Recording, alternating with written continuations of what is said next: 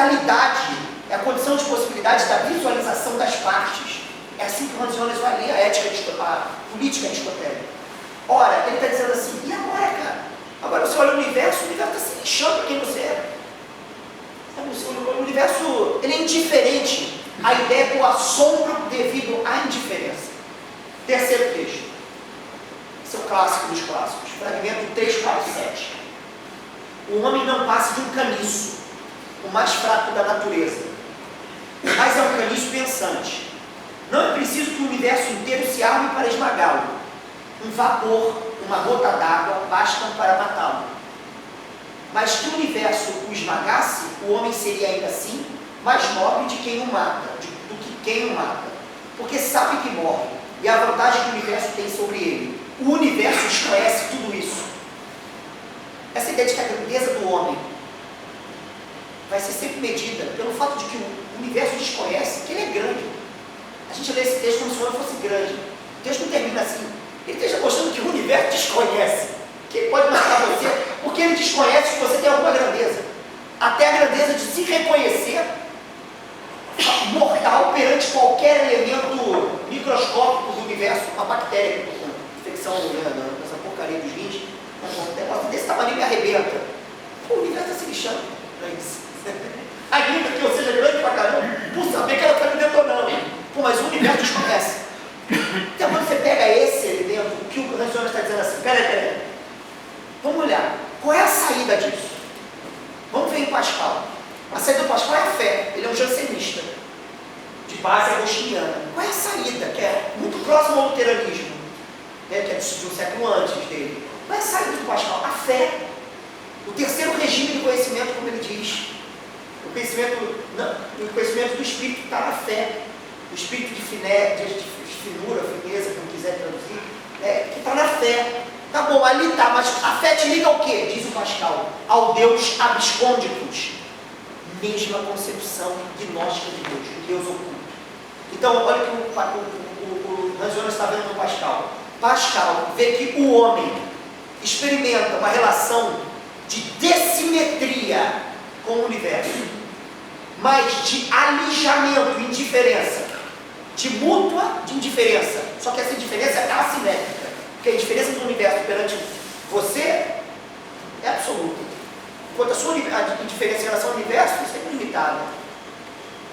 Mas Pascal tem um texto que eu não citei que ele diz assim: se a razão fosse deduzir um Deus da extensão infinita do mundo, ou seja, da ideia de coisa extensa, só há uma experiência, só há um Deus possível, um Deus todo-poderoso que nos esmaga.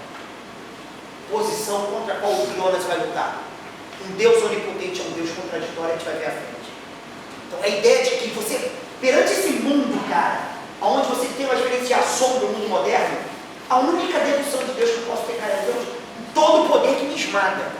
Mas o Deus da fé, que me dá a plenitude do meu ser, que não é conquistada na minha comunhão pelo mundo, quem dá é a fé. É a fé nesse Deus obscuro.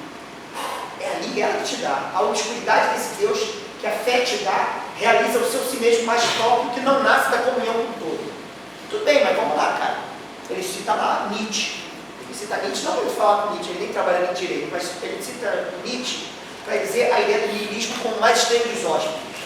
Para mostrar que a experiência do niilismo, a experiência da estranheza, nós nos vemos como o niilismo é um hóspede estranho, mas que para o Hans Jonas, o que é principal a falar não é o que Nietzsche teve no niilismo, que é a experiência correlata à morte de Deus e a avaliação de que toda a história do Ocidente é a história da desvitalização da vida ou da perversão no sentido ascendente da vontade de poder, e que a vontade de poder pervertida da sua dinâmica ascendente, ela mesmo preserva vidas que se definem.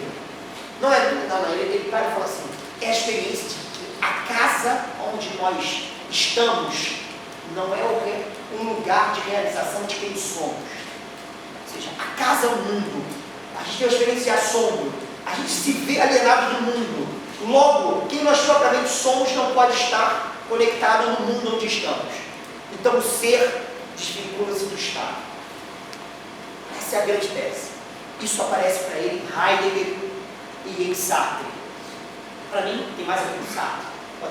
um trabalho com Hans Jonas, né, interpretando Heidegger, né, um ponto do Heidegger, e a discussão foi longa, porque dá para ver muitos aspectos, e Heidegger não se reduz a isso. Mas o Jonas pegou uma coisa interessante. No próprio Heidegger, isso eu acho que, por ter estudado muito mais Heidegger que Jonas, eu sei que o Heidegger diz isso. A experiência imediata do mundo é a experiência aonde o seu ser mais próprio é impróprio. Isso é sem tempo. Ou seja, mundo impessoal, já diz tudo, Dasman é o lugar onde o mundo não te fornece a medida própria do ser que é o seu. O mundo faz com que você seja como se é, como se veste, como se fala. Então a ideia de que o mundo é o horizonte aonde, de início, na maioria das vezes, o ser aí sendo não é quem propriamente ele é. Portanto, só o mundo nos desonera da tarefa própria de ser quem nós somos, e a decisão antecipadora da morte faz com que o mundo estanque o movimento de alienação. Heidegger usa a expressão alienação, quando fala de decadência. Verfallenheit, ele usa a expressão alienação. O mundo nos aliena do ser mais próprio que é o nosso. Somente inscrevendo um sentido pelo poder ser que é o nosso, que o mundo não nos dá, nós nos tornamos, ele não fala autenticamente, aí ele fala propriamente quem somos. Portanto, no semitempo, você ainda tem exatamente esse resquício gnóstico que o Hans Jonas está vendo.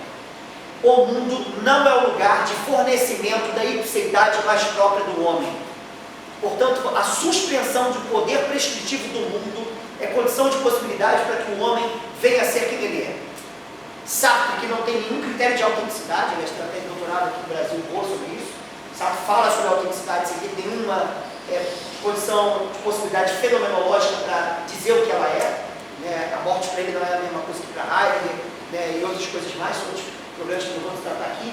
Mas o Sartre sempre vai ver que o mundo, como se dá na relação imediata que é a nossa, faz com que o para si, que é vazio de propriedades substanciais, a ideia de que o para si é suspensão de hipóstases ontológicas, é assim que Sartre mostra.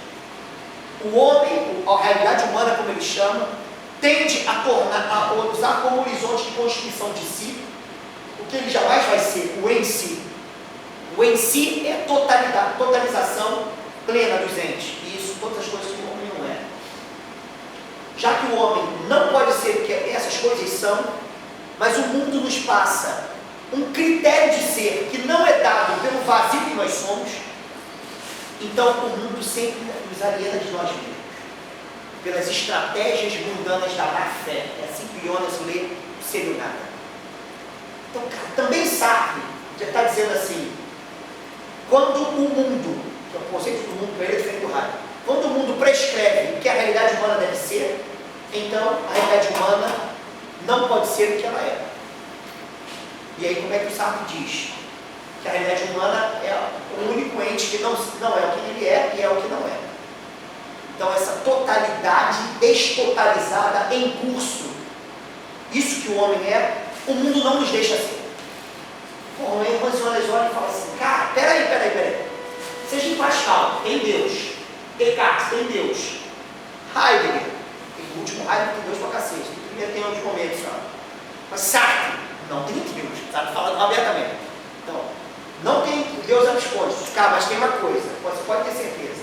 O mundo moderno, e da modernidade tardia, que é o nosso, ele pressupõe a ideia de que o mundo é um horizonte aonde eu me perco de mim mesmo e eu necessito romper aliança com o mundo para que eu ganhe a plenitude do meu ser, que é obscurecida a mim mesmo por causa do mundo.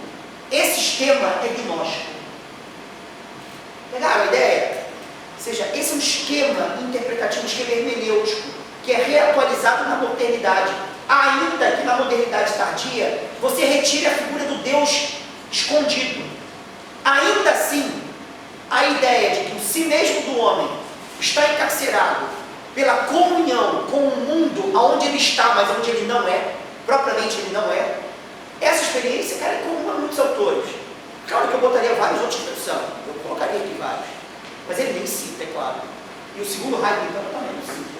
Assim, mas tem lá vários autores, assim, onde é óbvio que isso aparece muito Olha, sei quanto tempo eu tenho? Fala aí. São 6 horas. Mais um pouco eu vou fechar.